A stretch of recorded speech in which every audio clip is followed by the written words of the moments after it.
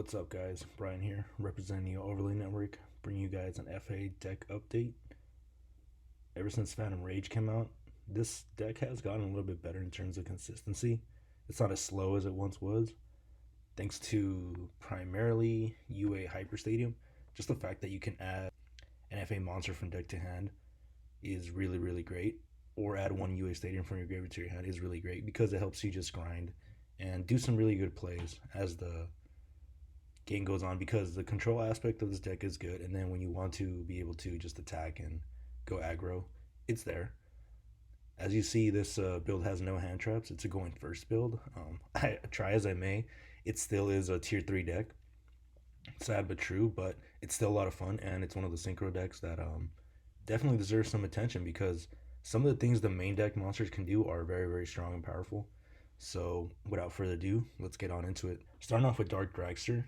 He is your level 7 pretty much pop, because he cannot be normal summon or set. He has to be first special summon from your hand by having a level 7 or higher FA all monster on the field except for him. And then all the FAs gain the effect except for Navigator of gaining 300 attack times their level. And then they all can do some interesting effects once they're level 7 or higher. So with that being said, FA Dark Dragster is a 3 of in my opinion, because at 2 you don't see him enough. And then you can search him out now, but there is always a way to get rid of him because there's not much protection you can offer them besides being big. So you want to run him at 3 in my opinion, because you want to see FAs to get your combo started. At least 2 FAs in your hand to feel comfortable with your combos getting started, because half the time you're going to be wanting to search out Navigator, and if you already have her in your hand, then that's great. All you need is another field spell, and we run quite a bit. So yeah, so you run 3 Dark Dragster because he is good for establishing control and being able to pop cards on your turn.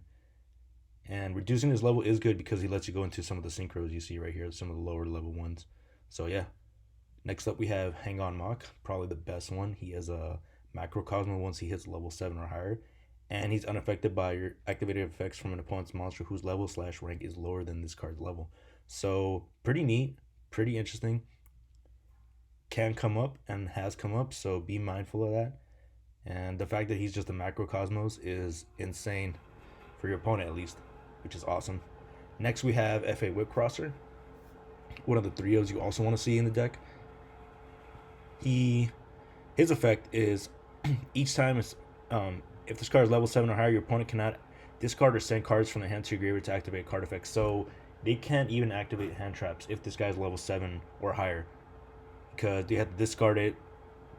You have to discard it in order for me to stop me from searching, but this guy stops all that. So that's very, very powerful and very interesting in my opinion.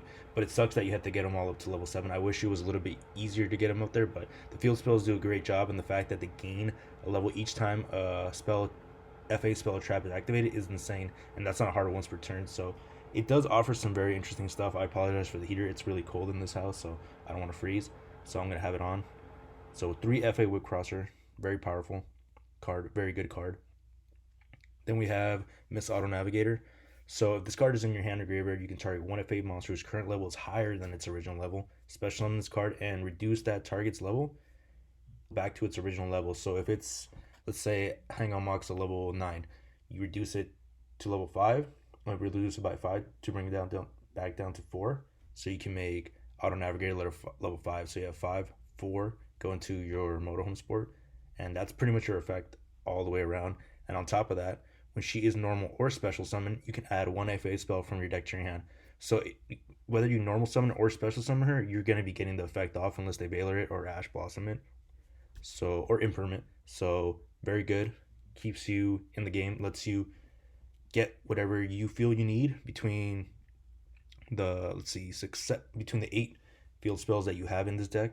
So I like her. You got to run her at 3. She's insane. She's awesome. I wish it wasn't hard once per turn, but it is what it is.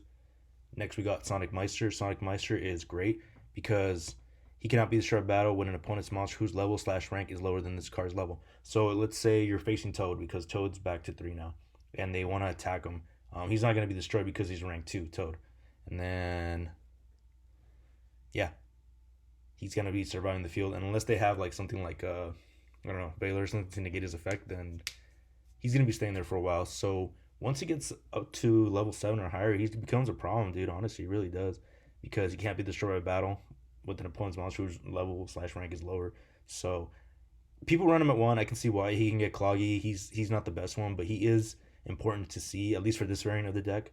At least running your FAs at a high number, it's important because you want to be able to get things going and start going off to the races, because that's the whole archetypes thing, they race and try to go fast, get to where they need to go fast. Now for the other part of the FA deck, time for the Speed Droid package. We got one Terratop, free special summon if you control no monsters, and then when this is normal or special summon, you can add one Speed Droid card from deck to hand. It's always going to be Take Tomberry because if you control a wind monster, you can special summon them.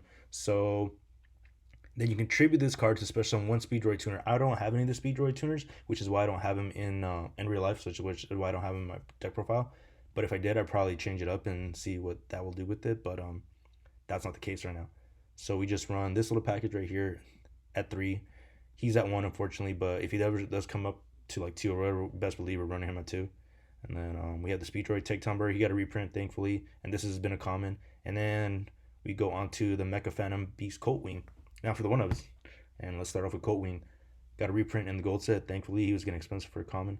And then he is going to be your Auroradon target, so just pray to God you don't open him, because if you do, this whole Auroradon play is dead.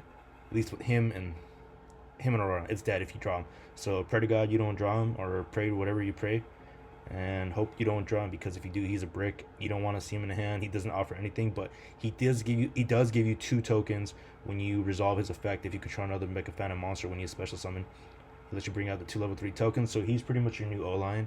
So try your best not to draw him. I know it's hard, especially with online simulators. It's hard sometimes because locals here are closed in Cali. So try your best.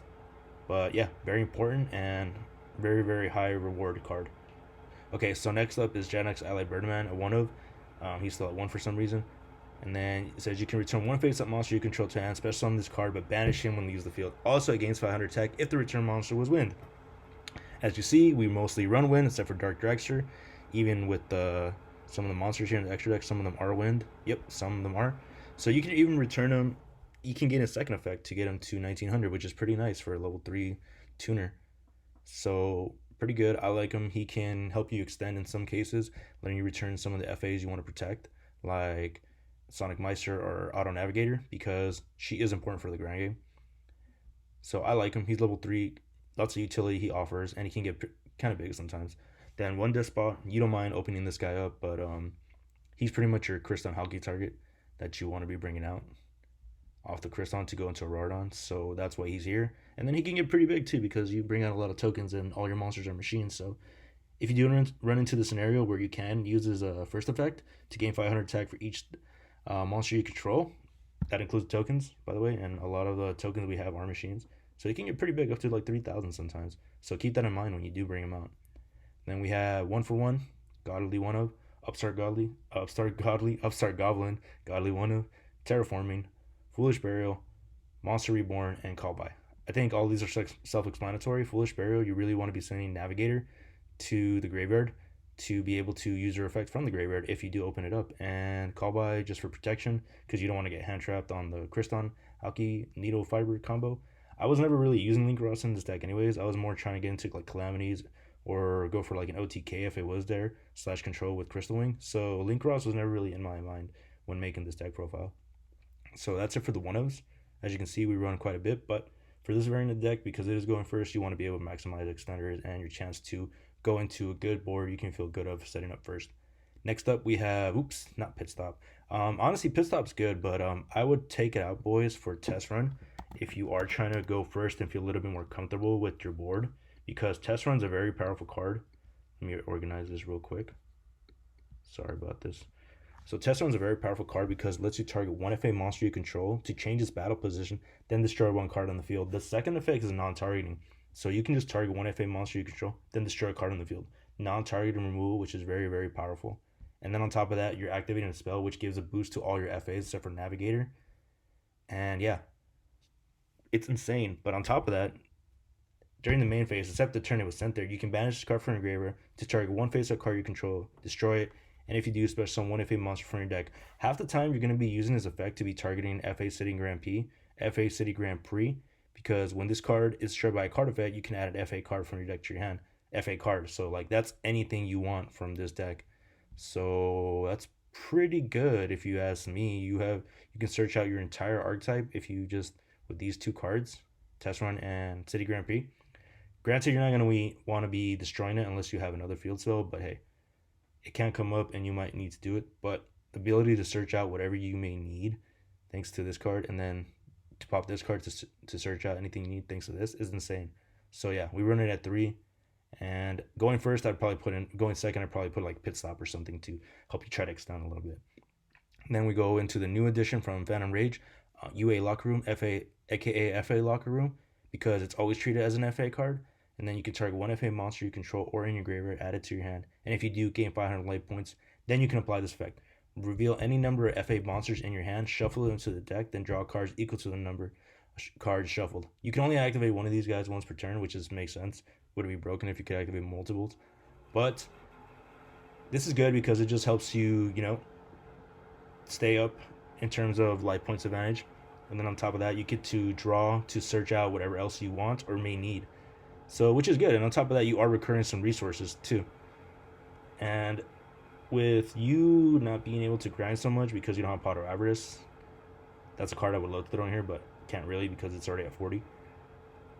This is like the next best thing, so I like it. It's good. This whole deck core is very cheap and very fun to learn if you're trying to learn a cool little synchro deck to play with friends or take to locals and see how you do. Depends on how hard your locals are, but yeah, definitely a good card, and I recommend running it at 3 at least for this variant. I can see why you want to run at 2. I wouldn't argue it because 3 does get cloggy, but for the sake of this deck going first, we want to be able to see this to help us go a little bit further, and then you could always set it. It's a very proactive card or reactive card, really. It's just great because all these are quick effects if you guys haven't noticed for all the test runs and locker rooms. So yeah, great, helps you bait out interruptions no matter what. Then FA City Grand Prix, probably the best field spell next to UA Hyper Stadium because increases the level of all your FA monsters by 2 during the main phase and battle phase, and your opponent cannot target FA monsters you control with card effects. So that's a lot of things that's out of their playbook. Unless they have non-target removal, it's going to be kind of hard to get rid of your monsters, unless they get rid of this, of course. And then once it leaves the field, like I said earlier, you can add an FA card. If this card leaves the field by card effects, so even if they do get rid of it, you can search out a resource from deck to hand. So that's anything. FA card, if you read it right here. FA card. So yeah, pretty good. You can only use this effect once per turn. So yeah, keep that in mind. Next up, we have for the FA Off-Road Grand Prix, increases the level of all FA monsters by 2 during the main phase only, so keep that in mind. So when you proceed to battle, you will lose 2 levels, so try to keep up with the math once you start using the counters or whatever you guys want to use. And then when an FA monster you control is destroyed by battle, you can discard 1 random card from your opponent's hand. So if they do manage to get rid of one of your boys, you can use this effect to discard a random card from your opponent's hand.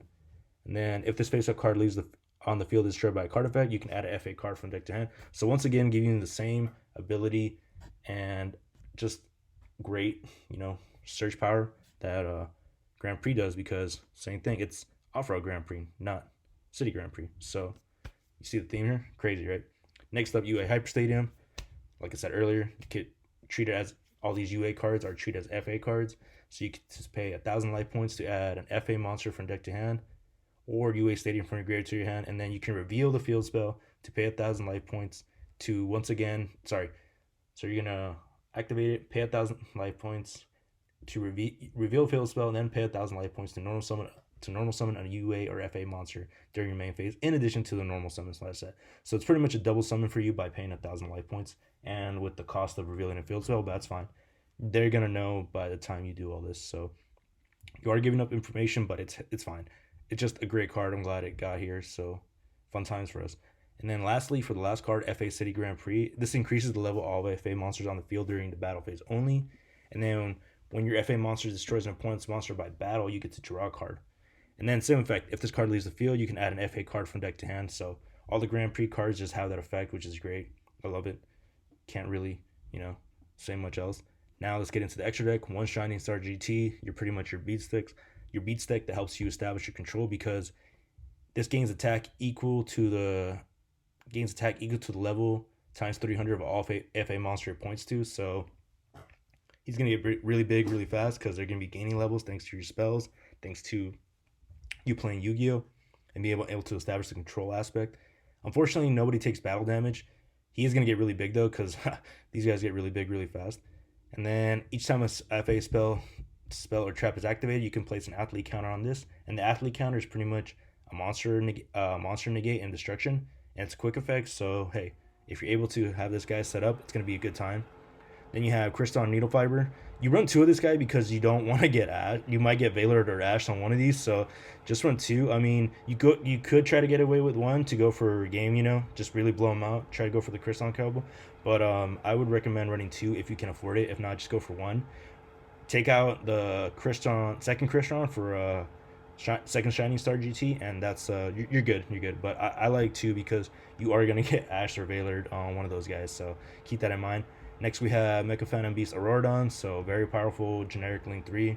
You actually can use its effect right here to do some cool stuff. I mean, I honestly, like, if I don't feel the need to go into the Mecha Phantom Special Summon, I just destroy a card in the field, and yeah. And then if I do side in Imperms for game 2, I always like to use the effect to tribute all 3 to add a trap from my graveyard to my hand to, just be more annoying and, have a good time with that. So I like them. One Calamities, because if you guys have seen the replays, we can go into Calamities pretty easily thanks to Motorhorn Sport, and then just having these Dark Dragster get to level 9 and have some of the other guys get up to level 9.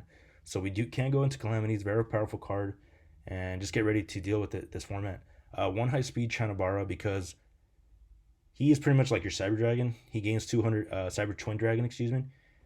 Because he can attack twice during the battle phase, and at the start of the damage step, this card battles, it gains 200 attacks, so it comes out at 2,200. It can attack for 2,200. And then if this card is sent to your graveyard, you can target one of your banished Speed Drawer cards, add it to your hand.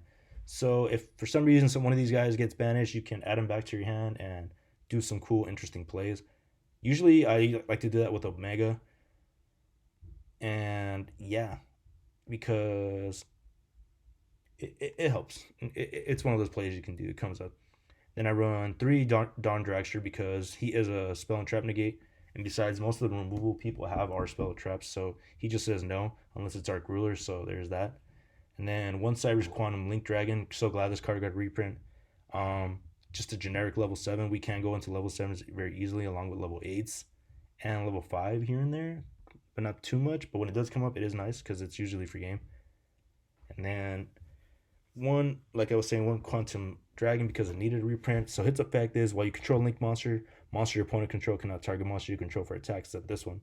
And also your opponent cannot target monsters you control with card effects except this one. So he's another form of protection for your FAs, and he is great because when you attack at the start of the damage tab, he just bounces your opponent's monster back to the hand. So whatever he's battling, he just bounces it back to the hand.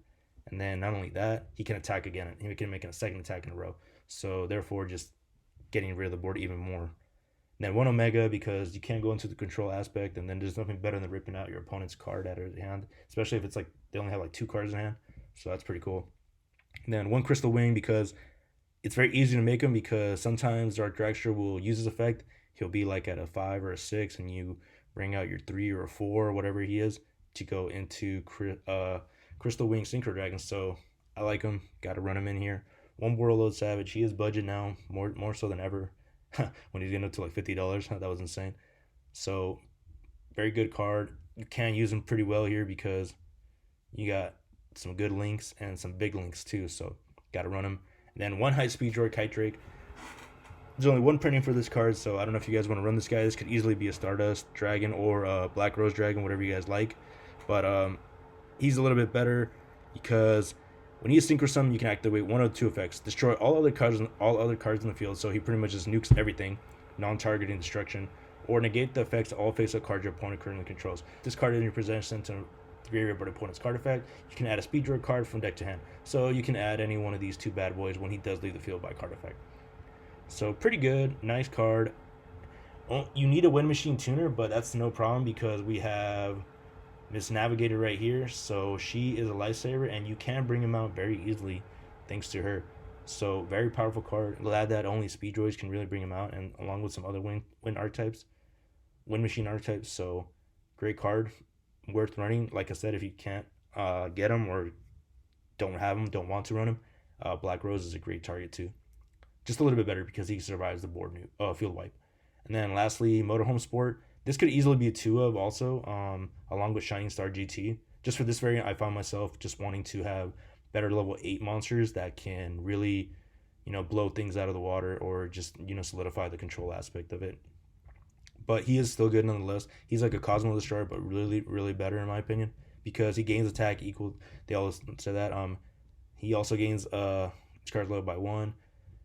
Yada yada. Once he is 11 or higher, he cannot be destroyed by battle or card effect. So if you have him at a level 11 with this right here on the field, it's going to be hard to get rid of him unless they have a kaiju because you can't target him with card effects and he cannot be destroyed by battle or card effects.